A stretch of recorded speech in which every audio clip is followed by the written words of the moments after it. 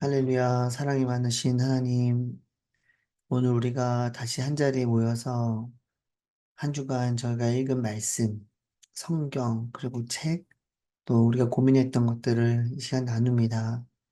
하나님의 지혜를 허락하시고, 우리를 이 땅에 하나님의 제자로, 자녀로, 또 하나님의 사명을 이뤄야 하는 자로 보내주셨고, 동시에 그것들을 위해 또 누군가는 아내로, 또 누군가는 엄마로, 또 누군가는 아빠로, 누군가는 또 어떤 역할로 우리들을 세워주셨습니다.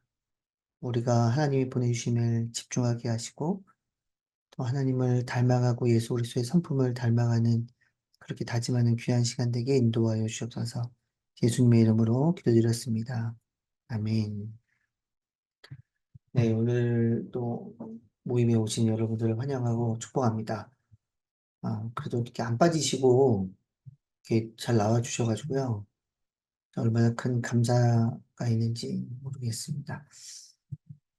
이 시간 이야기를 나눌 텐데, 제가 이번 주에는 그 숙제를 한 번도 안 올렸어요. 책을 안 읽은 건 아니고요. 책을 되게 열심히 읽었는데, 이제 강의할 생각을 하니까 어렵더라고요. 계속 남편과의 관계를 제가 이제 계속 얘기를 해야 되니까. 그리고 제가 아무리 요번 그 남편과의 관계 이가 남편 섬기기잖아요. 그러니까 아무리 생각해도 억울할 것 같아요. 계속 이 여성분들만 계속 이래서 되게 억울하겠다 이런 생각을 하면서 지금 얘기를 받습니다. 주중에 좀 뭐 질문이 오기도 했고 뭐 질문이 오는 거 뭐 조장님들을 통해서 질문을 주시면 또 질문 오는 거에 대해서는 제가 성실하게 답변을 이렇게 좀 드려보려고 그러고는 있습니다. 저희가 지난주에 마지막에 이 질문을 했어요. 제가 질문을 약간 바꾸긴 했는데요. 배우자를 왜 존중하고 사랑해야 할까요? 그리고 자녀를 왜 사랑해야 할까요? 라고 저희가 이야기를 이제 나눴습니다. 근데 간단합니다. 결론은 성경에서 우리들에게 그렇게 이야기를 하고 있기 때문이에요. 에베소서 5장 말씀 보면 22절에서 아내들이여 남편에게 복종하기를 주께 순종하듯 하십시오. 25절에서 남편들이여 아내 사랑하기를 그리스도께서 교회를 사랑하시고 교회를 위해 자신을 내어주신 같이 하십시오. 라는 말이 있습니다. 그거는 간단하죠. 배우자를 왜 존중하고 사랑해야 할까요? 자녀를 왜 사랑해야 할까요? 그는 그냥 성경의 명령입니다. 그리고 조건이 아닌 성경의 말씀에 대한 결단과 순종이에요. 그래서 저희가 한 가지 생각해 볼 게 있는데, 자꾸 이제 남편들을 존중하고 이제 순종하라고 하고, 사실은 이제 여기서 말하는 거는 뭐 순종 정도가 아니라 그 강력한 순종입니다. 그래서 복종하라고까지 성경은 이야기를 하고 있지 않습니까? 근데 저희는 그 합리적인 사고를 할 수 있는 사람이기 때문에 복종이 합리적으로 복종할 수 있는 대상이 있고 복종할 수 없는 대상이 있는데 이제 책에서 말했던 것처럼 어떤 남편한테 뭔가 바라는 게 있고 기대하는 게 있고 또 사회 통념상 또 뭔가가 남편이 해야 되는데 그런 게 되지 않았을 때라도 복종을 해야 되느냐라고 저희는 생각을 하게 되잖아요. 근데 반대로 보면 25절을 보면 남편으로서 변호하는 거예요. 그 합리적으로 이렇게 사랑할 수 있는 상황이 있고 사랑할 수 있는 이렇게 어떤 형편이 있잖아요. 근데 남편들한테는 뭘 얘기를 했냐면 그 아내를 사랑하라고 얘기를 하는 거예요. 그리스도께서 교회를 사랑하신 것처럼. 근데 예수님께서 교회를 어떻게 사랑하셨냐면 자신을 내어 주신 같이 아내를 사랑하라고 이야기를 한 겁니다. 그 순종이 어렵냐, 복종이 어렵냐, 사랑이 어렵냐, 뭐가 더 큰 개념이냐 보면 저는 개인적으로는 사랑의 개념이 더 크다고 봅니다. 여러분들은 이 말에 따르면요, 죽지는 않아도 돼요. 남편 때문에. 죽진 않으셔도 됩니다. 이 액면 그대로 가져온다면. 남편은 죽어야 돼요. 저는 그 더 큰 개념이라고 봅니다. 죽을 만큼. 죽는다는 거는, 복종은 그냥 의지적으로 할 수 있지만, 이거는 뭐, 죽는 거는 정말 온전히 사랑해야만 할 수 있잖아요. 그냥, 이거는 그냥 이렇게 액면으로 한 거고요. 저는 두 개가 서로 다르지 않다. 사랑해야 복종할 수 있고, 복종을 한다라는 것은 정말 그 죽게 순종하듯 복종하라는 것은 정말 그 사랑하기 때문에 해야 되는 거다. 결론적으로 말하면 정말 사랑을 해야 된다라는 그 사랑. 그 자기를 희생하고 사랑은 희생이잖아요. 그 사랑을 함부로 말하기가 너무 어렵긴 하지만은 결국엔 예수님의 사랑이라는 것은 희생인 거고 나를 버리는 거고 그리고 상대방의 입장에서 그 생각을 하면서 근데 그게 사실은 정말 어렵다는 걸 저희가 잘 알고 있습니다. 그래서 성경에서 명령하고 있는 거예요. 조건이 아닌 말씀대로 결단하고 말씀에 대해서 결단하고 순종을 해야 하는 것이 우리한테 필요합니다. 근데 이게 어렵죠. 이게 어, 여러분들 중에 30대라면 정말 어렵고요. 40대는 30대보다는 좀 덜 어렵고요.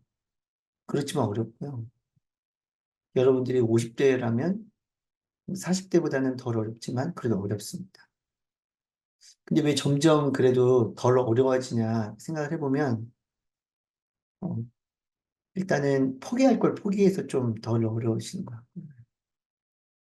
그 포기를 했다는 거는 상대가 바뀌었다는 게 아니고 그 내 힘이 좀 빠졌다라는 그렇지 않습니까?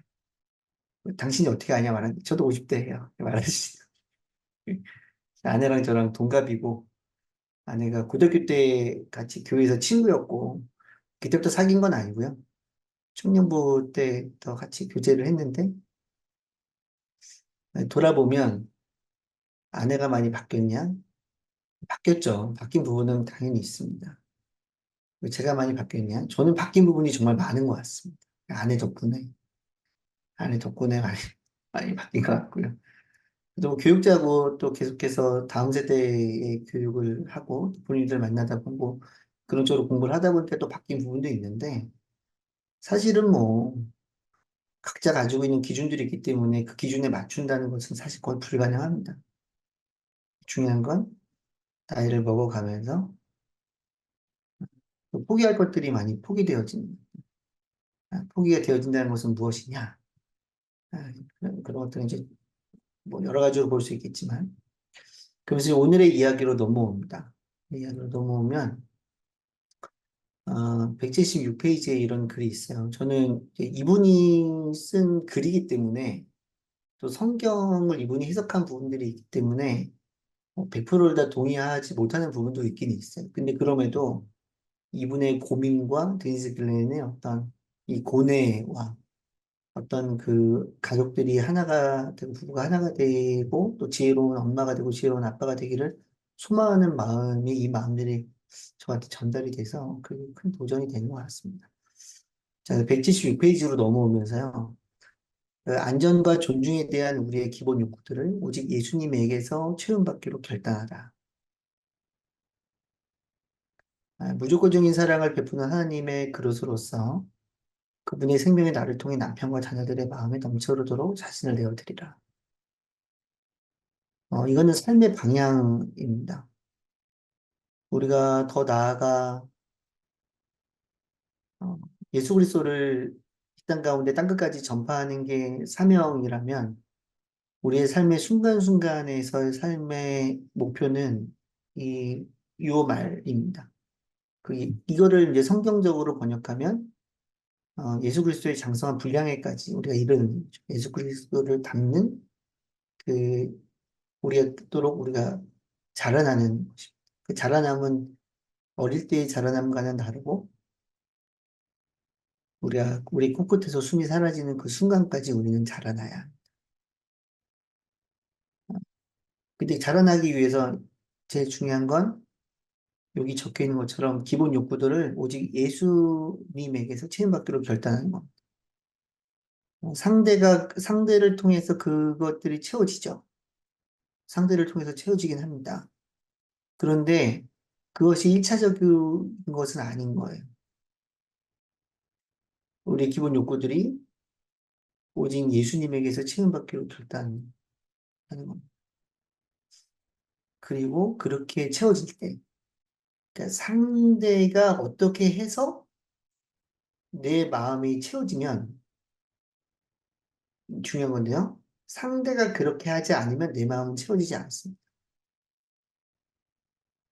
그러면 우리는 무조건적인 사랑을 베푸는 하나님의 그릇이 될 수가 없는 거예요. 그러니까 우리가 무조건적인 사랑을 베푸는 하나님의 그릇이 되기 위해서는 상대가 나를 어떻게 채워주냐에 따라서 내가 반응하는 이 자극과 반응 사이에 이 상대가 조건이 되면 상대의 행동과 상대의 말이 조건이 되면 네가 똑바로 했어봐라. 그럼 내가 이렇게 했겠니? 라고 하는 거는 그리스도인은 아니고요. 그건 세상에서 말하는 주고받는 관계에서의 어떤 관계죠. 또 우리가 하나님의 온전한 사랑을 베풀기 위해서는 오직 예수님에게서 체험받기로 결단하는 게 필요합니다. 그리고 흔들리지 않는 거예요. 다시 말씀드리죠. 그러면 여기서 말한 건 뭐냐면 나의 기준도 아니고 상대방이 나에게 채워주는 행동도 아니고 우리는 예수 그리스도 안에서 머물며 내가 체험받기로 결단을 하는 것입니다.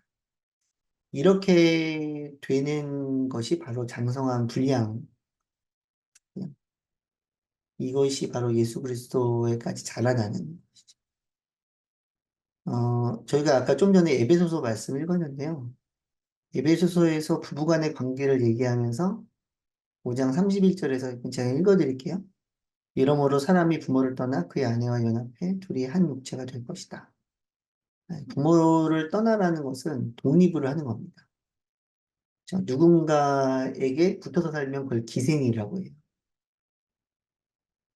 근데 기생을 하지 않고 독립한 존재가 되는 겁니다. 근데 이건 어떤 독립이냐 하면 부모로부터 떠난다는 것은 경제적인 독립이 첫 번째 경제적인 독립이고요. 두 번째로는 이제 부모가 나의 정서를 채워줬다면 이제는 스스로 내 마음을 채울 줄 알아야 됩니다. 그래서 이제 예전에 결혼하면 상투를 들고 결혼하면 어른이라고 했잖아요. 그 성인과 어른은 다르죠. 성인은 일정한 나이가 되면 성인이고요. 어른은 책임을 질 수 있을 때 어른이 됩니다. 그러니까 상투를 틀어서 어른이라고 부른 거는 이제는 네가 스스로 책임을 지라는 얘기. 그리고 이제는 부모의 품에서 기생하는 게 아니라 독립적으로 자립을 할 수 있도록 자립을 하라는 얘기. 다시 이제 이 얘기로 끌고 들어오면 오직 예수님에게서 체험을 받기로 결단하고 예수님 안에서 체험을 받는다는 게 바로 영적으로 예수님 안에서 어른이 되는 상대한테 네가 똑바로 했어봐 라고 해서 상대한테 책임을 떠넘기면 어른이 아닌 겁니다. 나이로는 성인이긴 하죠. 자, 여기까지 제 말이 이해가 되시면 좀 끄떡끄떡 해주실래요? 네, 감사합니다. 네. 책임을 지는 거예요. 화가 나죠. 자, 경제적으로 독립을 해야 되고요. 자립을 해야 되고, 정서적으로도 자립을 해야 합니다. 화가 나고요. 분노가 일어납니다. 내 욕구가 채워지지 않는데 그게 상대가 잘못한 거라면 화가 나고요.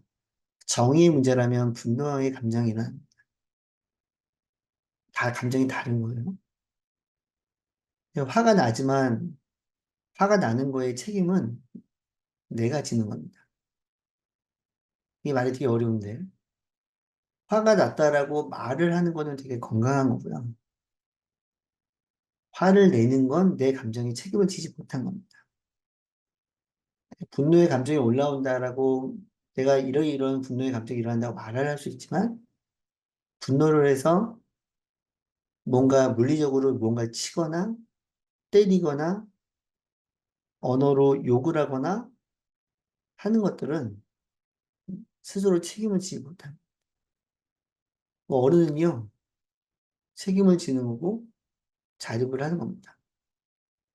아이가, 제가 이제, 어, 지난번에 조장 모임할 때 제가 이런 예화를 들었었는데, 아이가 초등학교 1학년짜리 애가 이렇게 엄마랑 약속하고 수학을 집중해서 풀기로 했는데, 이제 얘가 자꾸 몸을 비틀고 집중을 안 하는 거예요.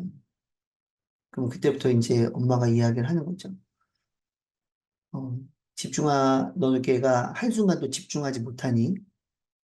또 학교에서도 그렇지. 되게 놀라워요. 저희 상상력은 현재를 보고 이제 학교에서 보지 않는 아이가 어떻게 할 거라고 저희가 이야기를 하기도 하고. 야, 너 그렇게 공부해서는 이 땅에서 살아남지 못해.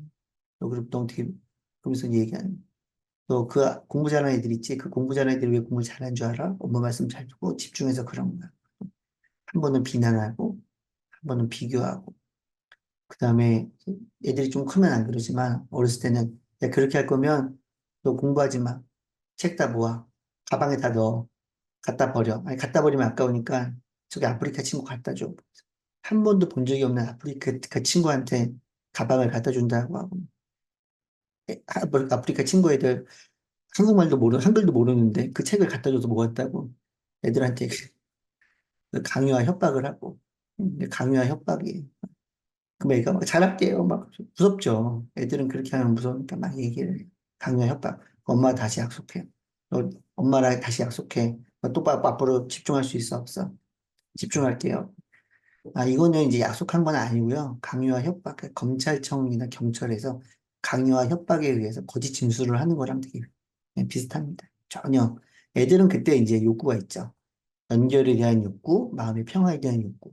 엄마가 혼내니까 그게 욕구가 깨지니까 그냥 욕구를 채우고자 그냥 거짓으로 하는 겁니다. 그러니까 일부러 거짓말을 가르치는.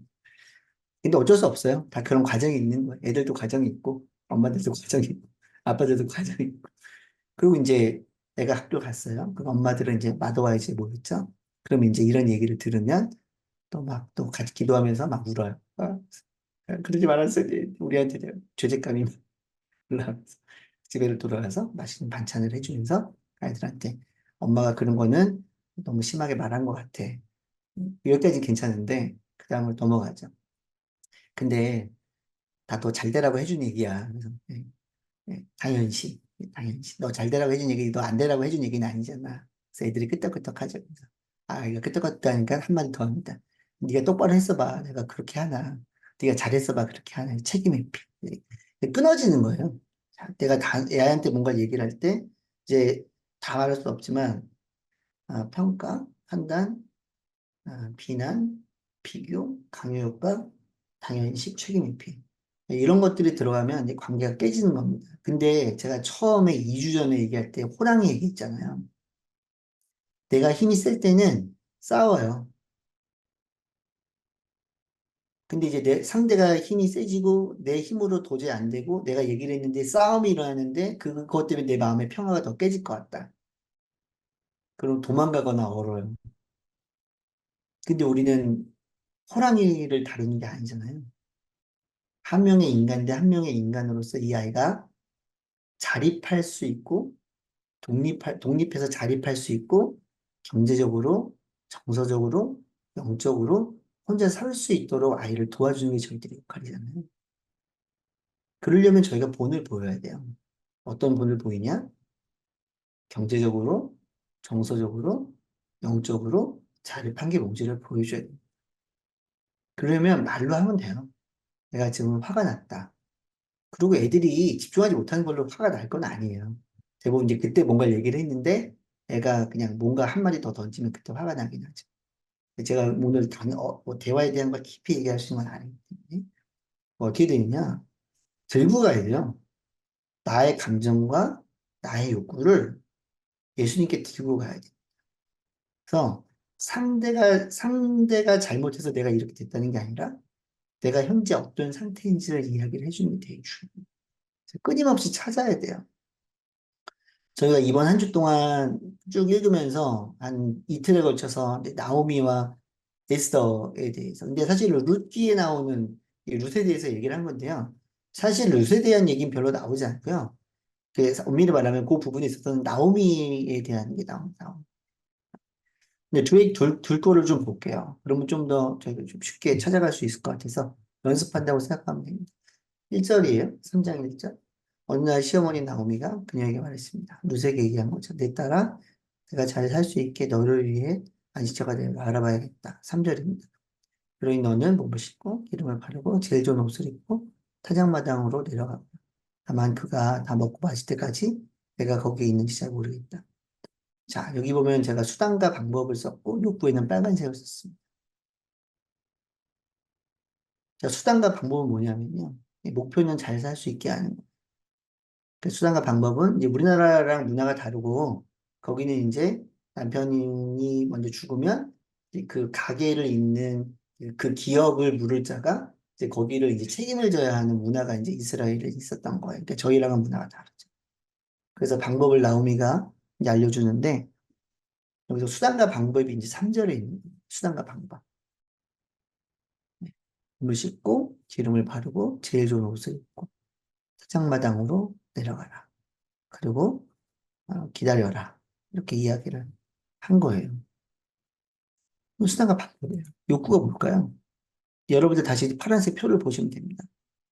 파란색 표, 파란색 표. 여러분들 제가 지난주에 나눠드린 걸 보는 게 더 편하긴 할 것 같습니다. 자, 그러면 파란색 표를 보고 이제 이야기를 하는 거예요. 다시 제가 앞으로 갈 겁니다. 화면이 큰 분은 그냥 보시면 돼요. 자, 몸을 씻고 기름을 바르고 제일 좋은 옷을 입고 타작마당으로 내려가거라. 나오미의 욕구는 뭘까요? 이걸 말한 나오미의 욕구. 나오미의 욕구는 뭘까요? 자, 그러면 이제 채팅창을 열어서 제가 쓸 겁니다.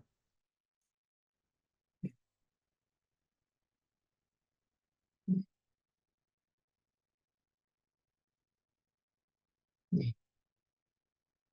써보세요. 나오미의 욕구. 안전, 네, 가정의 안전. 돌봄을 받. 감사합니다. 조장님들이는, 네, 주거, 휴식, 돌봄, 안전, 네, 생존, 네, 생존. 생존, 네, 보호받음. 그렇죠. 이런 거. 이 정도만, 예, 자기 보호. 이 정도만 적어주셔도 될 것 같아요. 네, 안도, 네. 그러면 제가 한번, 어, 네, 네, 적어보도록 하겠습니다. 네, 나오미 읽고, 돌봄을 잠시만. 제가 적을게요. 여러분들이 말씀하신 대로 안전, 돌봄을 네. 그리고 마음은 안동. 여러분들 파란색 표에 있는 거 보고 하셔야 됩니다. 파란색 그냥 하시면 안 되고. 주거, 휴식, 네, 이런 거예요. 제가 이걸 일부러 하는 이유가 있습니다. 아까 거랑 좀 연결을 시키려고 하는데. 자, 그러면 한 번 더 해보겠습니다. 이게 찾는 거예요. 에스더예요. 예, 에스더는 뭐, 모르드게는 사촌이고요. 이제 하만이라는 사람이 이제 그들을 죽이려고 하는 이제 모의를 하죠. 그래서 모르드게가 이제 에스더한테 이야기를 했습니다. 근데 이거를 이제 받지 못하는 사람이 왕께 나아가면 죽게 됩니다. 라고 이야기를 하죠. 근데 이제 모르드게가 이제 얘기를 했어요. 그래도 너가 나가야 된다. 그래서 우리 민족이 살아난다. 얘기를 한 거예요. 16절을 읽겠습니다. 에스더가 얘기한 거예요. 가서 수산성 안에 있는 모든 유다 사람들을 모으고 저를 위해 금식해 주십시오. 3일 동안 밤낮으로 먹지도 마시지도 마십시오. 저와 제 하녀들도 그렇게 금식할 것입니다. 그러고 나서 비록 법을 어기는 일이지만 제가 왕께 나가겠습니다. 제가 죽게 되면 죽겠습니다. 죽으면 죽으리라 하고 이제 나아가는 겁니다. 수단과 방법이 있어요. 수단과 방법은 금식하는 거예요. 그리고 왕께 나아가고, 이제 제가 죽으면 죽겠습니다라고 이제 이야기를 한 겁니다. 죽으면 죽으려 이렇게 넣은 거고요. 예, 수단과 방법은 두 가지. 첫 번째 상대들에게 금식할 것을 요구한 거고요. 이제 본인은 왕께 나아간 겁니다. 자, 에스더의 욕구는 무엇이었을까요? 제가 미리 안 찾아봤어요. 왜냐하면 여러분들이 찾는 걸 그냥 적는 게 좋을 것 같아가지고. 자, 근데 표를 보셔야 되니까요. 제가 파란색으로 다시 올라가도록 하겠습니다. 자, 적어 주십시오. 에스더의 욕구는 뭐였을까요?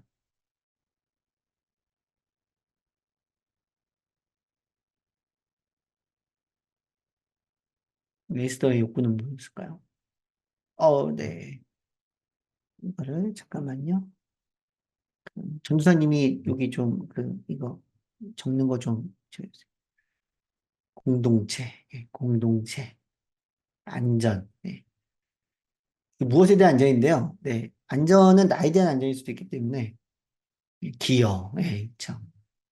예. 미리 적어놓을게요. 기여. 네. 또 뭘까요?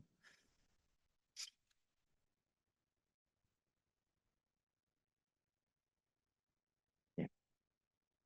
그냥 공부하는 겁니다. 오늘은 협력, 승인, 신뢰. 네. 협력, 승인, 신뢰. 네. 이거 좀 커요. 나라에 관련된 겁니다.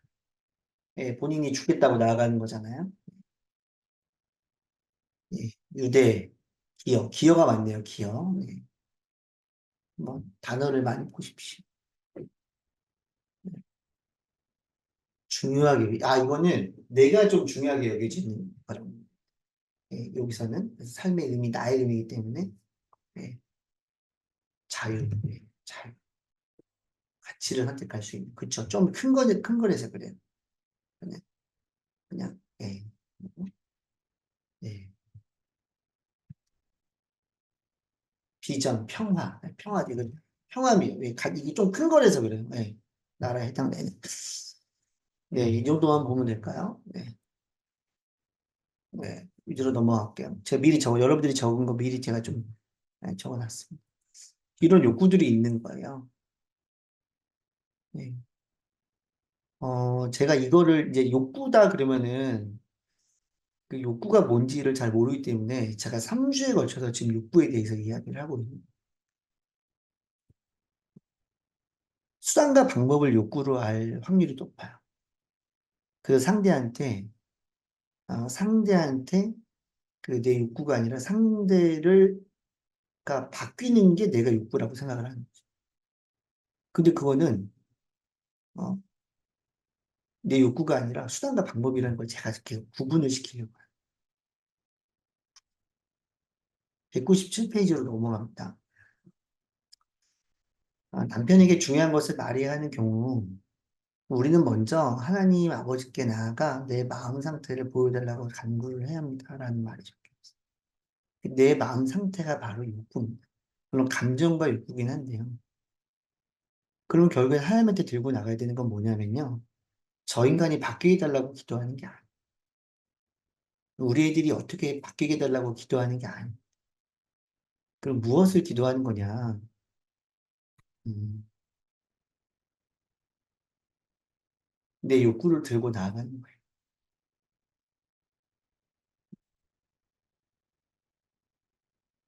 에스더로 보면요. 하나님 우리의 민족이 이러한 상황에 놓여져 있습니다. 저희의 공동체가 중요하고 기여가 중요하고 자신의 꿈이 중요하고 뭐다 빼면 평화가 중요합니다.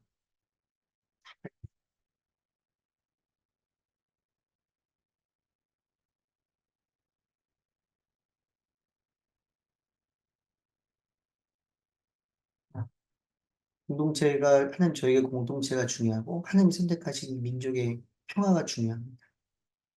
지금 제가 나가려고 하는데 제가 이것을 위해서 기여하는 인생이 되고 싶습니다. 제가 죽으면 죽더라도 이것을 위해서 제가 나아가겠습니다.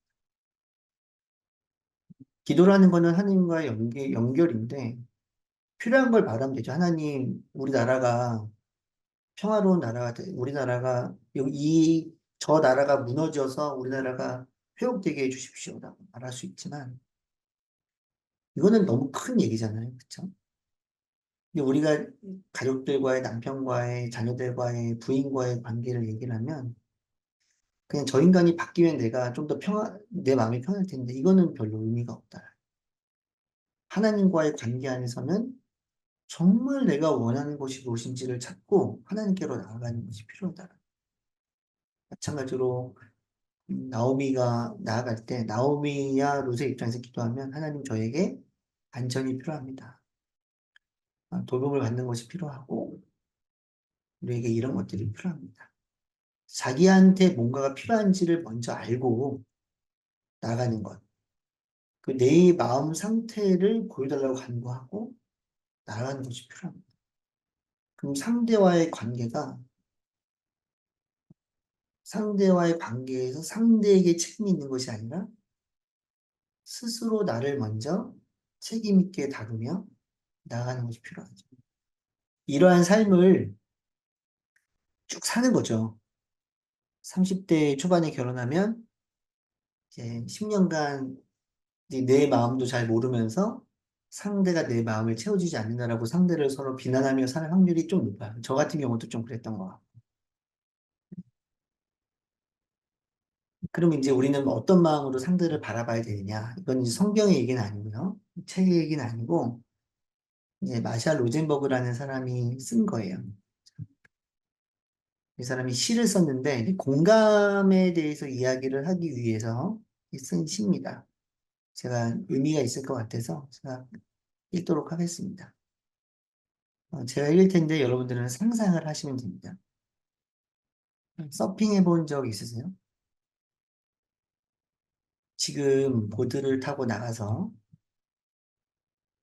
큰 파도가 오기를 기다리고 있다고 상상해 보십시오.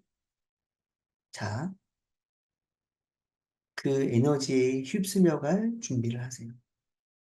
자, 여기 옵니다. 지금 그 에너지와 함께하고 있습니까? 그것이 공감입니다. 말이 필요 없고 그냥 그 에너지와 함께하는 것입니다. 다른 사람 안에 생동하고 있는 것과 연결할 때 나는 서핑하는 것 같은 느낌이 듭니다. 과거의 것은 아무것도 가져올 수 없습니다. 심리학을 많이 공부할수록 공감하기는 더 힘들 겁니다. 상대를 잘 알수록 공감하기가 더 힘들 겁니다.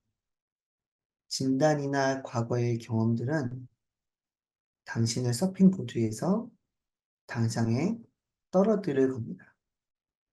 과거를 부정하는 것이 아닙니다.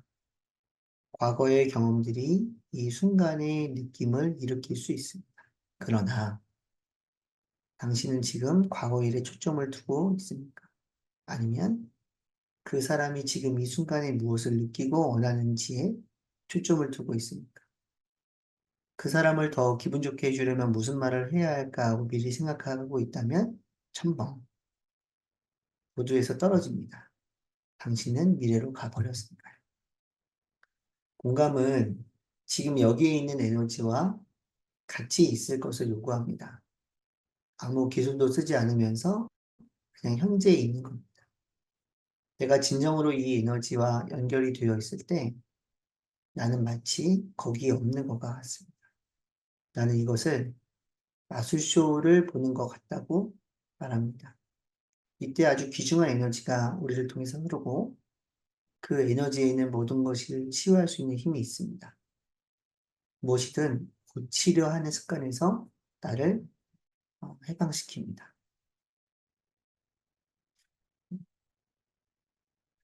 우리 안에 어떤 감정이 올라오고 내 안에 어떤 삶의 방식들, 행동들이 나올 때 여러분들 스스로 비난하지 않으셨으면 좋겠습니다. 내가 평생 그렇게 살았는데 내가 또 이러네? 이럴 필요는 없을 것 같아요.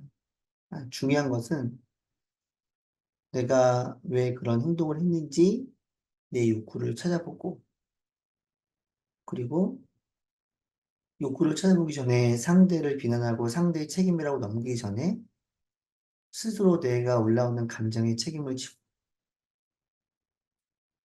제가 2주 전에 말씀을 드릴 때 스키장에서 저희 집에서 있었던 저의 일, 음, 뭔가 나도 어떻게 할 수 없는 감정이 올라올 때 잠깐 멈춰서서 나의 욕구를 모른다면 그때는 내가 그냥 제가 말씀을 드렸던 것처럼 인정? 네, 인정이었어요, 인정. 그냥 나는 이런 경험을 못 해봤는데 이런 것들을 해주는 거에 있어서의 어떤 감사에 대한 표현, 어떤 인정. 근데 그런 것들이 채워지지 않으니까 제가 화를 낸 거잖아요. 그렇게 할 거면 다 때려치고 집에 가라고. 제가 3주 동안 말씀을 드리면 역사가 만든다. 그래서 스스로를 자책할 필요도 없고, 스스로를 비난할 필요도 없고, 뭔가 감정이 올라오면 잠깐 멈춰 서서 이것은 어떠한 감정인지를 보고 모르면 솔직하게 기도 자리로 나아가 솔직하게 저도 제 마음을 잘 모르겠습니다. 어떤 마음인지 모르겠지만 십자가 다 내려놓기를 원합니다. 기도하는 거죠. 그리고 지금 당장 바뀌기를 소망하는 게 아니라 계속해서 하나님 앞에 그러한 기도들과 함께 아까 그 표를 보시고요. 파란 표를 보시고 하나님 저에게 이런 게 필요한데 이 순간 채워지지 않습니다. 오랫동안 내 마음이 급격하게만 마음이 요동친다고 하면은 굉장히 오랫동안 그 감정들이 채워지지 않고 그 욕구들이 채워져 있지 않았기 때문에 제가 반응을 하는 거거든요. 근데 그게 한순간 바뀌지 않아요. 내가 예수를 만났다고 내가 한 번 은혜를 받았다고 그게 그렇게 바뀌지 않습니다. 제가 고등학교 2학년 때 예수를 만났고요. 제가 그것을 깨달았을 때는 40대 초반이었어요. 20년이 넘게 제가 아무리 예수님께 기도해도 바뀌지 않은 거예요. 근데 시간이 필요합니다. 첫 번째로는 이런 것들을 알아야 되고, 이런 것들을 기도해야 되고, 안 그러면 계속 상대만 비난하는 거예요. 네가 내 욕구를 채워주지 않았다고. 네 행동이 잘못된 거야. 그럼 어떻게 되느냐? 자꾸 멈춰야 돼요. 멈춰서 상대를 비난하는 걸 멈추고, 멈춰서 나의 역사를 돌아봐야 돼요. 그리고 내가 역사가 이렇기 때문에 나는 이럴 수밖에 없는 인간이라고 상대한테 또 인정해달라고 요구하는 것이 아니라 하나님 앞에 들고 나아가는 거죠. 그렇게 긴 시간 동안 하나님 앞에 머물고 예수 그리스도를 닮기를 소망하고 할 때 평강이 주어지죠. 그러려면 엄청 많은 용서들이 우리 안에 필요하긴 합니다. 근데 그냥 용서는 할 수가 없고요. 사실 예수 그리스도의 가르침들은 예수 그리스도의 공동체 가르침들 있잖아요. 그리고 바울의 공동체 가르침들 있잖아요. 대부분은 마지막에 용서로 끝나요. 그래서 주기도문도 굉장히 핵심이 용서고요. 예수 그리스도가 공동체 가르침도 용서고 바울이 고린도 교회에 말했던 핵심도 결국에는 용서예요. 그래서 너희는 서로 용서하라. 그런데 용서가 그냥 되진 않고요. 내 안에 나의 필요를 스스로 찾아가며 채워지지 않으면 기도의 자리로 나아가서 나에게 이런 것들이 필요하다라고 솔직히 말하고 하나님 제 힘으로 이런 것들이 채워지지 않습니다라고 말하고 끊임없이 기도를 할 때, 그리고 하나님께서 나아갈 때, 하나님 내 안에 있는 필요가 무엇이고 내가 정말 말하고자 하는 것이 무엇인지, 예를 들면, 당신은 이렇게 이렇게 하는 게 문제요라고 말하는 게 아니라, 당신이 이렇게 할 때 내 안에 이런 욕구가 채워지지 않는 것 같습니다. 근데 당신이 이렇게 이렇게 해줄 때 내 마음이 편할 것 같아요. 라고 말할 수 있는 분량에까지 이를 때. 하지만 그 상대가 바뀌지 않는다고 할지라도 내가 스스로 그렇게 기도하며 나아갈 때 나아가는 게 중요하잖아요. 그러니까 제가 2주 전에 말씀을 드렸는지 모르겠는데 그렇게 용서할 수 없었던 우리 아버지, 저희 아버지. 아버지가 돌아가신 이후에 그때 아버지가 왜 그렇게 행동을 했을까? 이제 그렇게 어느 날 비가 많이 내리던 날 이 와이퍼를 보면서 그때 제가 이 묵상을 많이 했거든요. 왜 나는 이럴까? 근데 그게 이제 아버지와의 관계에 있다는 걸 알면서 제가 인정받지 못했던 거, 제가 사랑받지 못했던 거. 근데 그걸 전적으로 이제 저는 성인이기 때문에 아버지의 책임으로 돌릴 수는 없어요. 저는 이제 어른이니까. 이제는 제가 그거를 저 스스로 바꿔야 되거든요. 그리고 하나님은 이미 저에게 사랑을 알려주셨기 때문에 하나님을 바라보는 바. 근데 그 중에 그 관계 안에서 그걸 뛰어넘기 위해서 필요한 게 용서인데 용서가 잘 쉽게 되지 않습니다. 상대가 살아있다면 용서가 더 잘 쉽게 되지 않아요. 왜냐하면 우리는 어떤 얘기를 했는데 기대하는 말을 또 해주지 않고 상대는 바뀌지 않아요. 상대는 잘 바뀌지 않아요. 상대 안 바뀝니다. 아버지는 돌아가셨으니까요.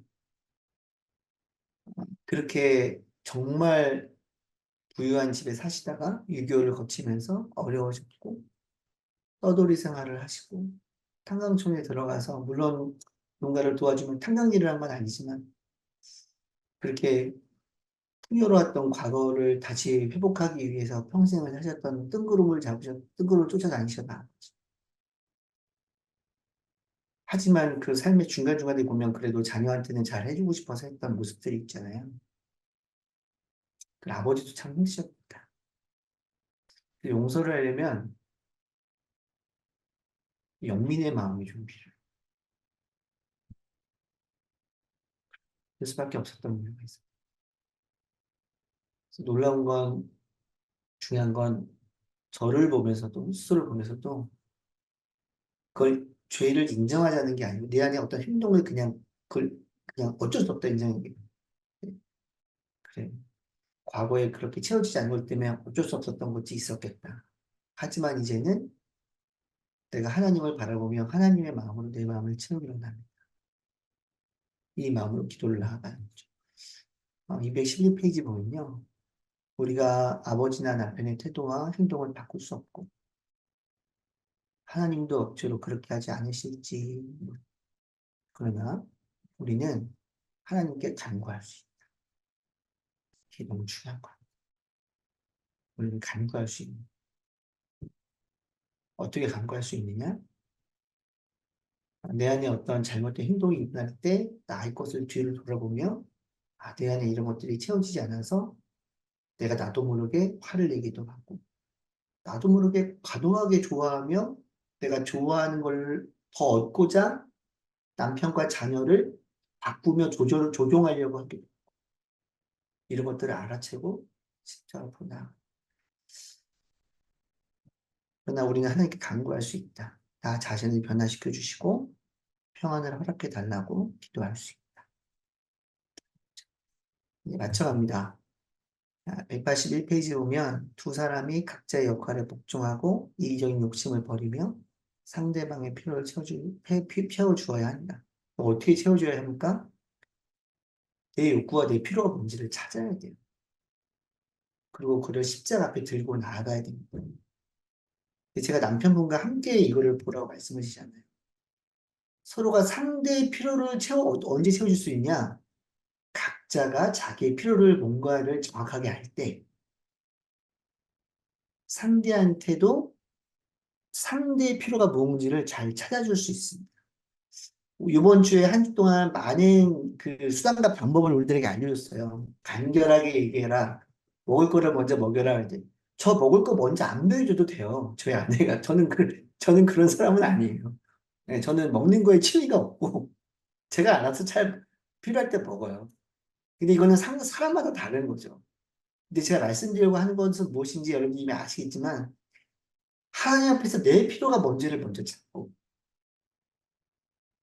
내 필요가 뭔지를 먼저 찾아낼 때, 내 필요가, 당신이 이렇게 바뀌어라가 아니라 내 정확한, 내 안에 필요한 욕구를 말할 수 있고, 우리가 이렇게 성숙해 갈 때, 하나님 앞에서 성숙해 갈 때, 상대가 필요가 뭔지를 우리는 찾아낼 수 있다는 거예요. 생각해 볼 수 있다는. 이렇게 안 되면요, 여기대로 말하면 수단과 방법대로 했어요.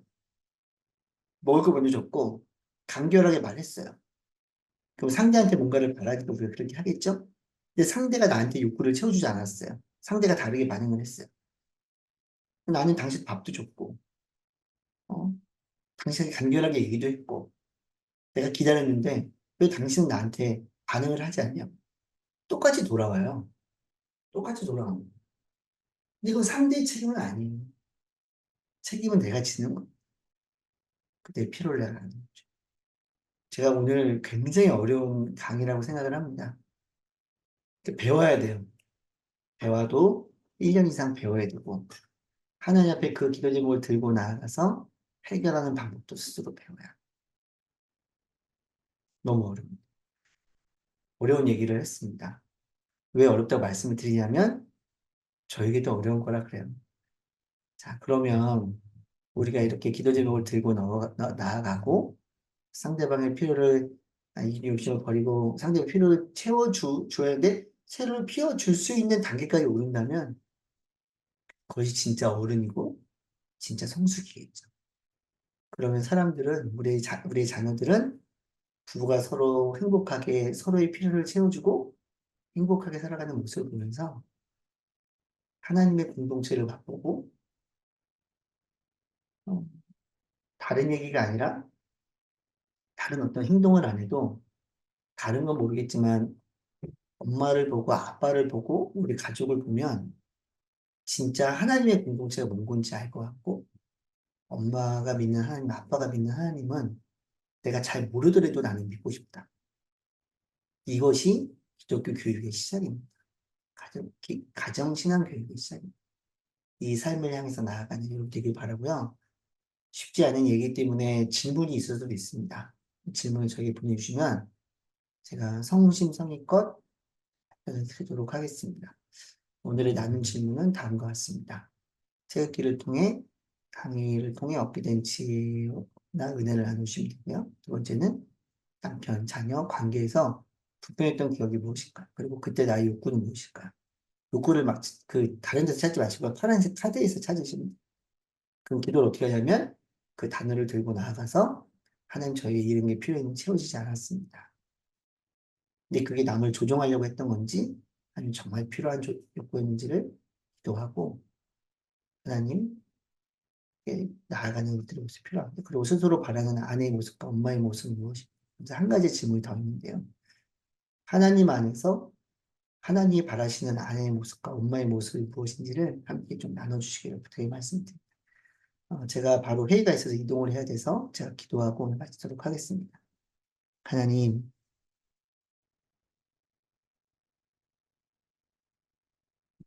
우리 연약합니다. 그래서 나의 필요를 채우자 나를 조종하기도 하고, 나를 비난하기도 하고, 상대를 조종하기도 하고, 상대를 비난하기도 합니다. 그런데 우리 안에 하나님의 사랑으로 채우기를 원합니다. 내 안에 있는 내가 사용했던 수단과 방법들을 십자가 앞에 내려놓고, 정말 하나님께서 나에게 바라시는 것이 무엇인지를 잘 바라보며, 그렇게 하지 못한 나를 비난하는 것이 아니라 또 내 안에 있는 욕구와 내 안에 있는 감정들을 잘 살피고, 그리고 그것들을 하나님께로 잘 들고 나아가서 하나님 안에서 나를 돌아보며 또 내 정확한 필요를 상대하게 바라며, 상대의 필요를 또 내가 잘 찾으며 서로 대화하며 아름다운 공동체를 만들어 갈 수 있는, 그래서 궁극적으로 예수 그리스도를 닮아가며 예수 그리스도의 그 모습이 우리 가운데 드러나기를 소망하고 그렇게 되는, 그래서 우리 자녀들 우리를 보며 정말 예수님의 향기를 맡을 수 있는 우리 모두가 되게 인도하여 주옵소서. 제가 다음 주는 우리 자녀와의 관계에 대해서 이야기를 합니다. 우리가 삶의 우선순위를 잘 설정하게 하시고 또 책을 읽으며 또 하나님 안에서 자녀를 바라보고 또 하나님께서 우리가 허락하신 자녀를 어떻게 인도할지를 하나님의 눈 안에서 끊임없이 보며 나아가는 한 주가 되게 하여 주옵소서. 예수님의 이름으로 기도드렸습니다. 아멘.